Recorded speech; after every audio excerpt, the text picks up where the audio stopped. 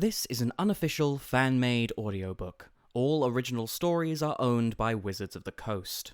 If you are enjoying these stories, please consider subscribing to my Patreon over at patreon.com/voxoraculum for some special patron-exclusive content. Thanks. On with the story. My dearest brother, if only because our parents never saw fit to give me another, better brother, which was very selfish of them, really. If they weren't interested in making more the slow way, they could have built me something. But as you're both the only brother I have, and the only person remotely clever enough to understand my genius, I suppose you will, regretfully, have to do. Things have been getting dreadfully dull here in Thraben. I begin to wish you were here, not to make war against me as we did when we were children. Those days are properly behind us, and better left buried, which is not a thing I would say very much. But to build new wonders for my darlings to set themselves against. I have very nearly exhausted the living resources of this once virile land, and for the life of me I can't tell you where all the humans have gone. Certainly, a great many of them have died. But as those are still with me, in a slightly more pleasant form, it seems their fellows should have stayed here as well, if only for their ridiculous histrionics and waving about of torches. Really, brother, I had forgotten how much of the fun in this great game is in the unpredictability of the pieces. An army of the dead is a thing of beauty and a joy forever, but there's not much unpredictability in a battalion that follows all orders impeccably and without hesitation. I dream of something worthy of setting myself against. For all that you are, a slack-jowled abomination in the eyes of the watching moon, dear brother, I dream of you. Of any opponent worthy of the honour of my consideration. Even of your putrid, pointless constructs of sinew and skin, formed from the flesh of good, honest zombies. I have called so many rats back from the grave. They dance on the rooftops of Thraben like the most gifted of ballet corps, and they never stop, not even when they leave their toes and tails behind, rotting away in ceaseless splendour. But what's the point when no one appreciates my efforts? I have achieved our greatest dream, absolute conquest, and have found it to be more hollow than we could have ever imagined. Your loving sister, Giza. Giza, if you're unhappy in Thraben, you have no one to blame but yourself and your horrible personality, which has made isolation your inevitability since we were children, as no one can tolerate your company for long, while they still draw breath. I've always known that you would only be truly happy among the dead. Well, you have your wish. If you find no joy in it, that is on your own head. Do not contact me again. Gerulf. The plate shattered against the wall, sending shards of priceless antique porcelain scattering in all directions. Giza shrieked, a banshee's wail drawn from the throat of a living woman, and picked up the matching teacup. From the pile of shards already heaped against the base of the wall, it was obvious to anyone who looked that she'd been at this for a while. Not that there was anyone left to look. The wreckage of her tantrum would be some archaeologist's artifact of the siege of Thraben someday, when the living took back this city-turned-crypt from its unwanted new regent. That filthy, talentless, worthless waste of a perfectly good skeleton, Giza shouted, hurling the teacup after its fellows. The sound it made when it shattered seemed to calm her somewhat, because she paused as she picked up the next plate, weighing it more carefully in her hand, like she was considering the angle of her throw. A casual observer, who didn't know any better, might have taken this pause as an opportunity to jump in and suggest she do something more soothing with her time, or stop smashing teacups and drink a relaxing cup of herbal tea instead.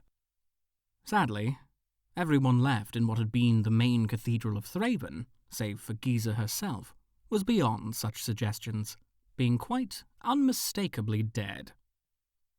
The ghoulcaller had done the sensible thing after Liliana's zombies took the city, and Liliana herself moved on.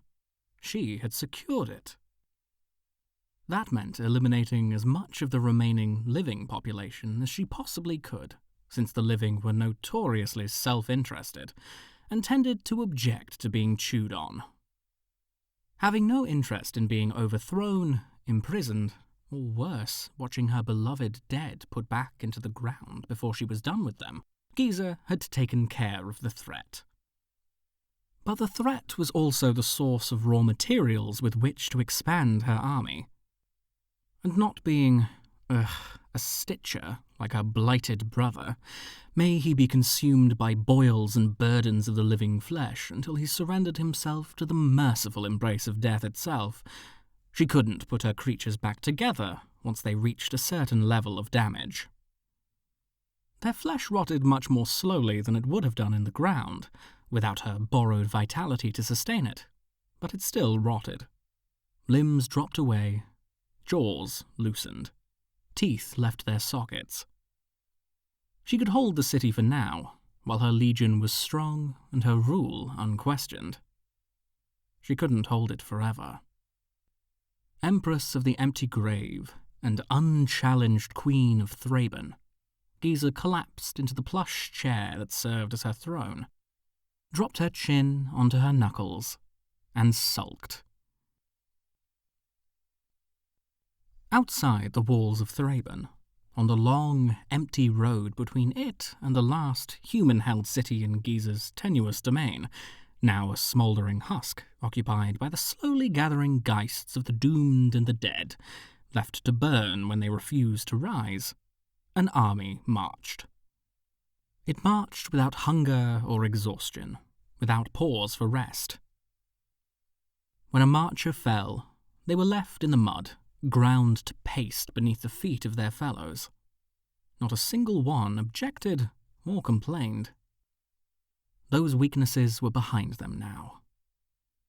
At the head of their column rode a man with sunken cheeks and a still glorious mane of hair, despite the rot and blood that caked it close to his skull.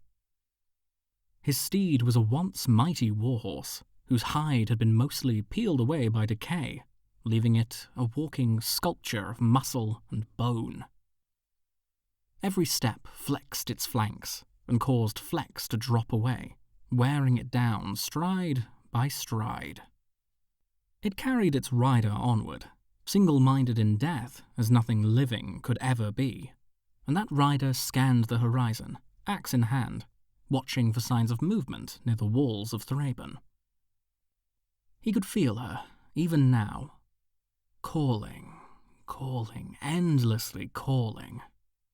He was not one of her mindless thralls, for all that he could name her as the architect of his second, better existence.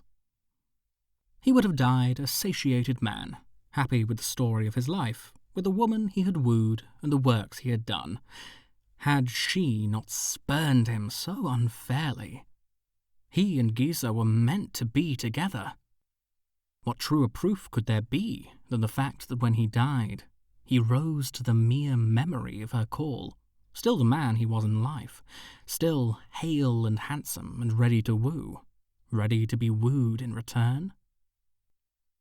He would seek her, he would find her, and he would take his rightful place at her side.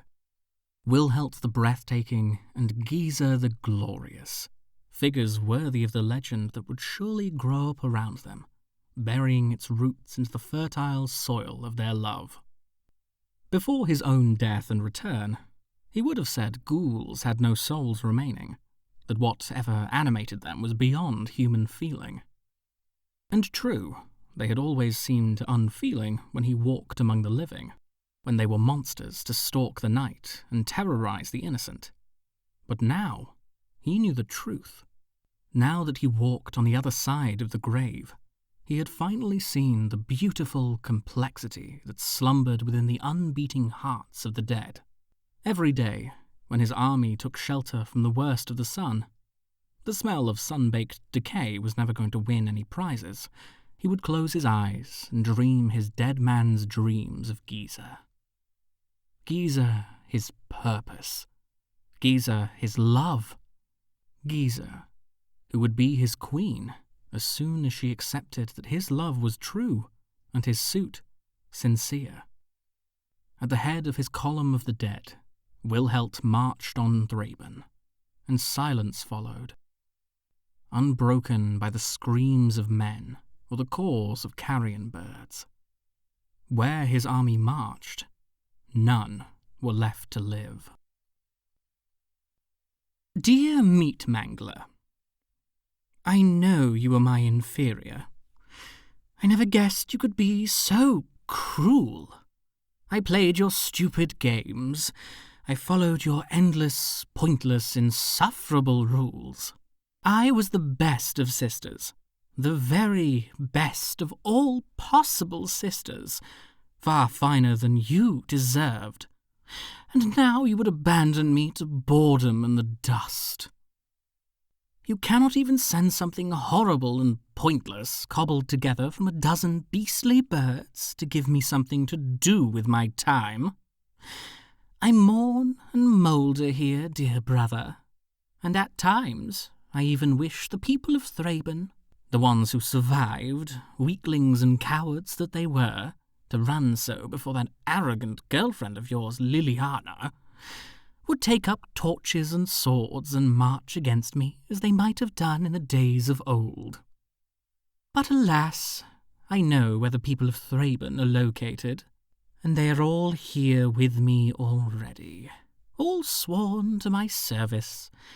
I could command them to lay siege to my battlements and threaten their fellows, but it would be little more than shadow play. All the puppets tethered to my hand. I could release a few from my control, letting them turn feral and furious, but they would be quickly dismantled by the rest of my horde, and my subjects are good and obedient, and most importantly, mine. To sacrifice them so frivolously would be unkind in the extreme. I cannot do that to them, no matter how powerful the temptation. It would be unfair. See, I can even treat the dead in my dominion fairly, and you cannot do the same for your own once-beloved sister. Some brother you've turned out to be. No longer yours, Giza. Giza. I'm gifted in my art, even as I admit you have a flair for your own. Our parents passed down good bones and good blood at the same time, and we would have to be fools indeed to have squandered both. As I know, you've made use of our parents' bones, against my strident objections. I must assume you're putting their blood to good use as well, in your continued domination of Thraben. I admit that your quick thought in claiming the city and Liliana's abandoned thralls impressed me. I would have done the same, in your location and possessed of your talents. But I'm not jealous. My own work consumes my every waking moment. I'm honestly not sure how I've been able to carve free the time to answer your latest mewling missive. No, I will not come to save you from the fruits of your own machinations. No, I will not intervene with this disaster of your own making. You wanted this. In the common parlance, you dug your own grave, and now you get to rot in it. Geralf. Giza stalked the balcony of the cathedral, circling the spire again and again, the wind whipping through her hair and tugging her clothes into barely noticed disarray. A few dead bats squeaked their adoration as she passed them, and she acknowledged their service with a waggle of her fingers, unable to even take pleasure in their leather-winged loyalty. Calling small rodents, even the flying kind, was a child's work. Geralf would surely scoff if he saw them, and ask in that smug, superior tone of his whether she didn't think she'd moved beyond such childish pastimes. How she missed the sound of his droning arrogance, the way he stretched his vowels as if they could stand in judgment by themselves, the way he thought he knew more than anyone else, no matter what the topic. She could never have admitted it to his face, and would have denied it to the grave, but she missed her brother. It was odd, being away from him this long, for reasons other than one or both being locked away by small-minded fools who couldn't understand the power of the Sasani genius. Dying in the service of their family name was a privilege, not a right, and people shouldn't react so poorly to the honour, especially since it wasn't like they stayed dead for terribly long. Giza glared at the cloudy night sky, as if daring it to do something that would offend her more than her brother's latest missive. Then she paused. Someone was riding along the road to Thraben.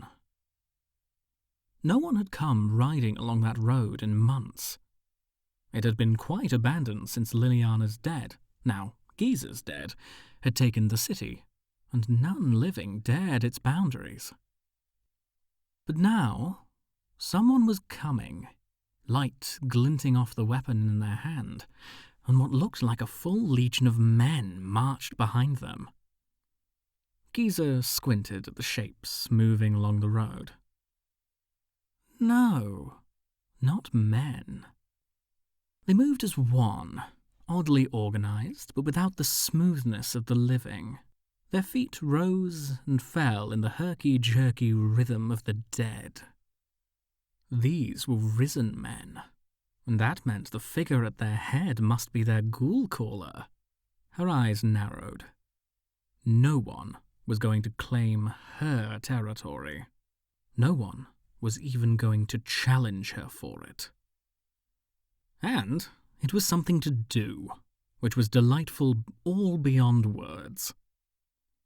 She whirled and ran for the stairs, descending into the depths of the cathedral, undead bats fluttering in her wake and squeaking at a register that even most of the dead couldn't hear.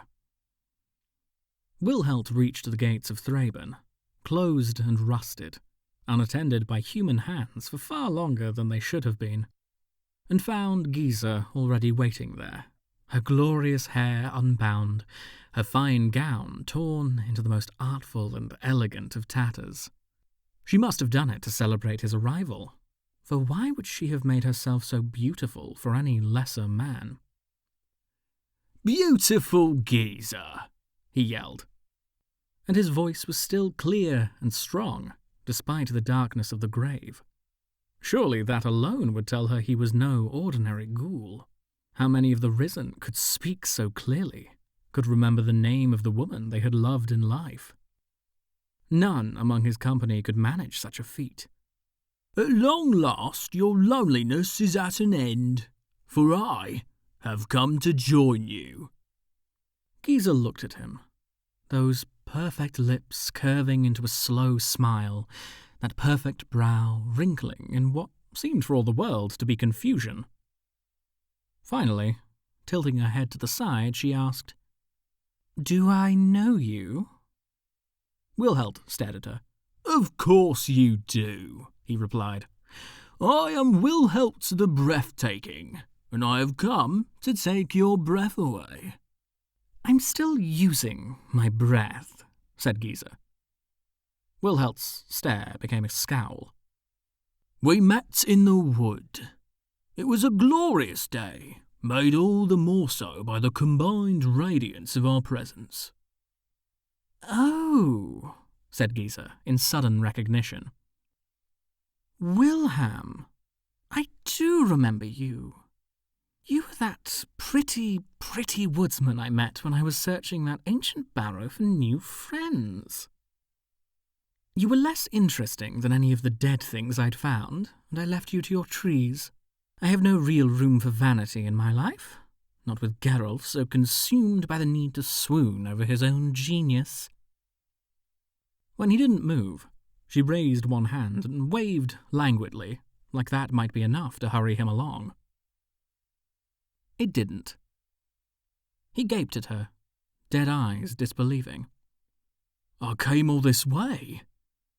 You would spurn me a second time, after everything I've done for you. I died for you. Well, that wasn't entirely true, but the falling tree that crushed him had certainly possessed a romantic air. It didn't seem to stick, and you've risen without the benefit of a ghoulcaller from the looks of it, said Giza, and Wilhelt was shocked to hear dismissal in her tone. Sloppy work, if you ask me. Any fool can plant a bush. It takes a master to shape that bush into an elephant. Wilhelt kept staring at her as she raised her hands and whistled a long, low note that seemed to hook itself around the base of his spine and yank, like a hook sliding into a fish. He was faced with the sudden, near irresistible desire to lay down his axe and go to her, to surrender the fierceness of will that had called him from the grave, to raise an army of his own and go to her side, to be a thrall, and not a commander, subject to the whims and whimsies of her desire. His arm trembled, muscles suddenly tired of holding his great weapon high, and he trembled as well, with the force of resisting. He had come here to join her as an equal, not a thrall, but in the eyes of Giza Sasani, the dead could never be equal, could never be peers, could be beloved, certainly, kept as pets were kept, but could not be her home or comfort. He was not a possession. He was Wilhelt, dubbed the Breathtaking by every woman who had ever beheld him. Every woman save for one. And that was the only woman who could possibly have been good enough for him. He had called his own army forth, despite not being considered a ghoulcaller in life, and they marched to his command. He would not yield. Giza pulled. Wilhelt pulled back. Giza yanked. Wilhelt nearly stumbled, his will yielding, before he recovered his mental grip and yanked in answer, breaking the tie between them as Giza's whistle died, choked off in her throat. She coughed, spitting out a few dissonant notes, then looked at him with narrow eyes. So, it's to be like this? She asked. He snarled. I'm no doll to be drawn into your games. Give me a chance, beautiful Giza, and I will prove myself your peer in glorious undeath. Giza's eyes narrowed. Very well, then. I was getting bored anyway. And she retreated back through the gates of Thraben, slamming them decisively behind her, leaving Wilhelt and his army standing in front of the city, momentum broken, but mind still utterly his own. Giza slammed the door and whirled to press herself against it, as if her narrow body would be the final barrier to keep that man and his legion from breaching the walls of her city. Imagine Wilham here, in Thraben, where he had never once been invited to be, waltzing in as if he owned the place, and risen without aid, as if that weren't unutterably gauche. People died, becoming corpses. Ghoulcallers pulled them back into the world, transforming them into ghouls.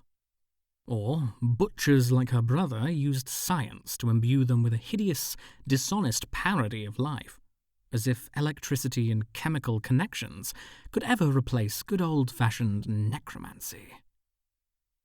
People didn't simply die and get back up again of their own accord. Well, they did. She knew perfectly well that they did. But they shouldn't.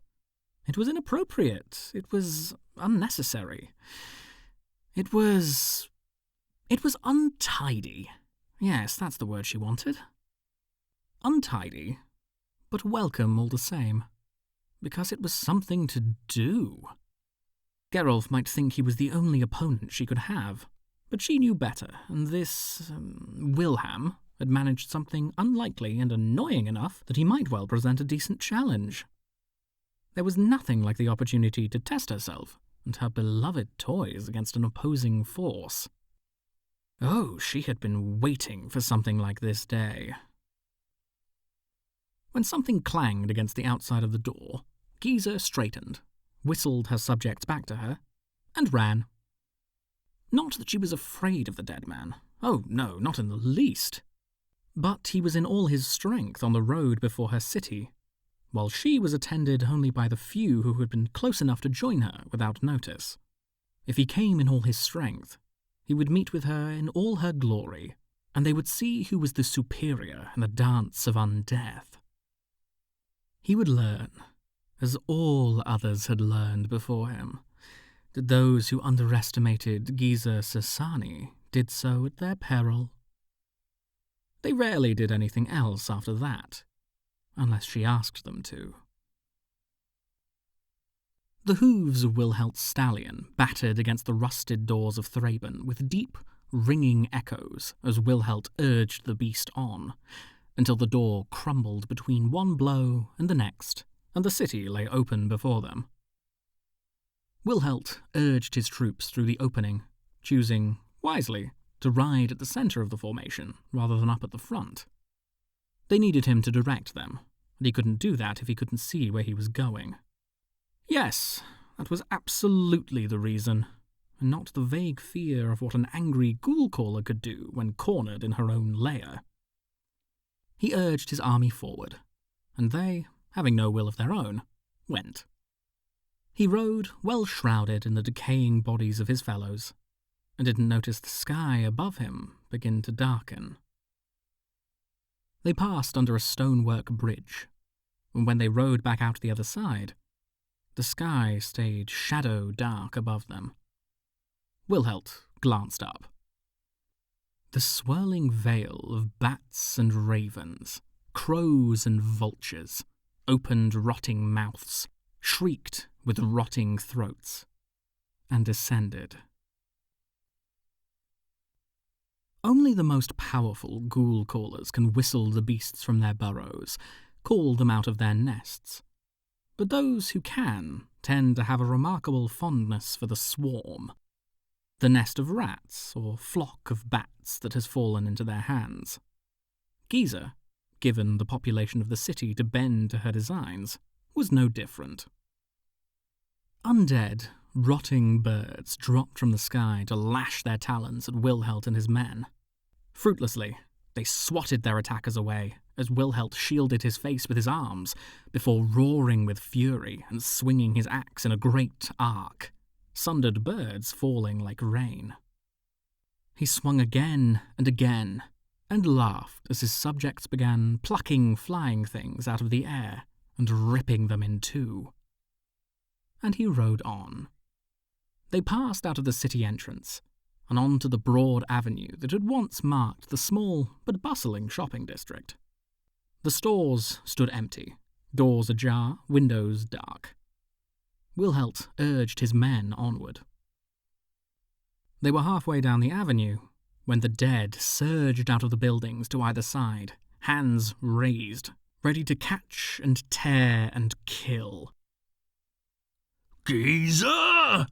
roared Wilhelt, brandishing his axe as the battle raged around him.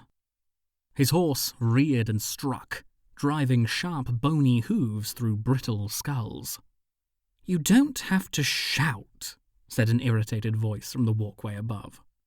Wilhelt raised his head. "Come now, Wilham. It doesn't have to be like this," she said. "Why not surrender them to the superior ghoul-caller? It will be a better ending than the one they're meeting now." Desperately, Wilhelt glanced back to his men.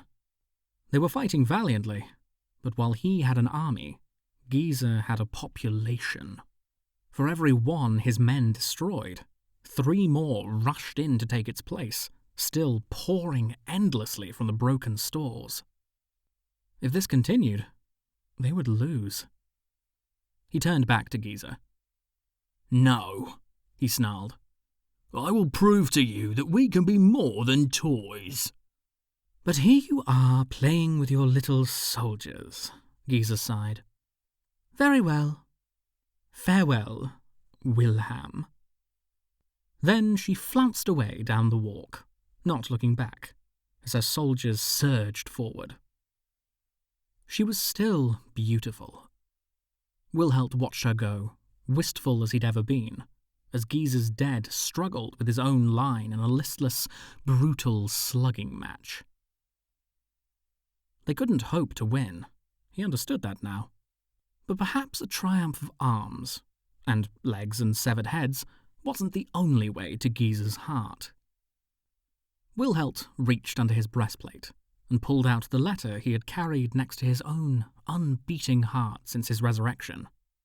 It had been written before his fingers stiffened beyond the formation of simple words, and was still very legible for a ghoul. Really, how could she help but be impressed by him? Turning to his men, he selected one of the least decayed, who looked reasonably spry, and thrust the letter in his direction. Go, he commanded. You are my gift to her. Run until she bids you otherwise. Only see that you give her the letter before you give over your will. The man took the letter and ran, shuffling and stumbling in the direction Giza had gone. Giza positioned herself dead center of the square, flexing her hands and breathing quietly. She shouldn't have been this excited by the idea of a fight with someone other than stupid Geralf, but she was. This Wilhelt might be nothing but a ghoul, but he'd still managed to raise an army of his own and come to face her. He was too clingy. She wasn't going to invite him to share her lair anytime soon, but he was intriguing. She was willing to admit that. A single ghoul ran into the square, heading straight for her, an envelope clutched in his hand. She whistled and felt the hook of her song sink into his rotting mind, seizing him away from Wilhelm's clutches in an instant. She smiled as the boy walked more sedately to her side, now properly in her control, and plucked the envelope from his hand. Inside was a single sheet of paper. She blinked, reading it twice before she crumpled it into a ball and tossed it to the ground. Beautiful Giza. I lived for you. I loved you. I died for you. I rose for you. Everything I've done in my existence has been to earn your regard. Make me the happiest of men, or ghouls, and be my queen. Wilhelt. Wilhelt! As if she would get his name wrong, as if he mattered half as much as he thought he did. The presumption of the man to come to her territory, to deny her the ghouls that were so rightfully hers, and then to imply that she could be wrong about something as basic as a name. She resolved to destroy him. The invading army rode into the square, their handsome, rotting leader at their head. For the first time, he got down from his horse, striding forward with axe in hand. Giza! She rolled her eyes. Yes, Wilhelm, I know my own name. This is your last chance. Surrender your ghouls and yourself to me, and I will let you... well, not live, but you get the idea. He glanced at the balled-up sheet of paper on the ground, and his face fell. No one has ever resisted my charms. Sweet Wilhelm. There's a first time for everything. She whistled, sharp and quick, and he felt his hold on his men seized again by that unseen force. He knew that Giza was struggling to rip them away. Wilhelt roared and yanked back, delighted to see Giza stumble, even if only a little bit. He was strong, see? He could make her listen. Then Giza screamed, and all the bats in Thraben descended.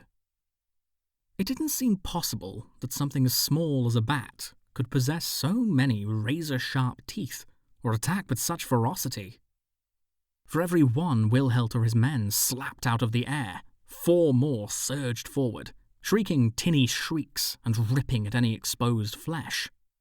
Even armor was no defense against an endless stream of biting, flying rodents whose own sense of self-preservation had been stripped away. In the end, with the shambling remnants of his army at his side, Wilhelt was forced to turn and flee, lest his second, presumably final life, end as abruptly as his first. Giza picked herself out of the shattered glass covering the cathedral steps, screams of the dead still ringing in her ears, loud enough to almost obscure the soothing hammer of her heart. Geralt would never let her hear the end of it if she died before he did. Bits of broken corpse were scattered around the square, human and otherwise. A pair of undead ravens pecked at the eyes of Wilhelm's horse, fallen and decapitated. The head and eyes some distance from the rest. Wilhelm was gone. Giza couldn't find a single piece of him. She looked around the gore-strewn square and sighed. That was the end of this game, then? Well, there was always the next to resume. And wouldn't Geralt be pleased to see her? My dearest brother, I have concluded that you are lost without me, and need my loving sisterly presence to give meaning to your wasted life. I'm on my way to you now, and should be there inside of the Senite. Have a room ready for me. I can't wait to see what you've been doing while I was occupied with ruling the city your useless girlfriend abandoned. Once more, your adoring sister, Giza. Giza. What? No, I don't require your presence, which has never been loving, and can be called sisterly only on the technicality we are unfortunately related. You will only disrupt my research. Please, please, if you must leave Thraben, go anywhere else in the world. I beg. Anywhere but here. Most certainly not yours, Geralt.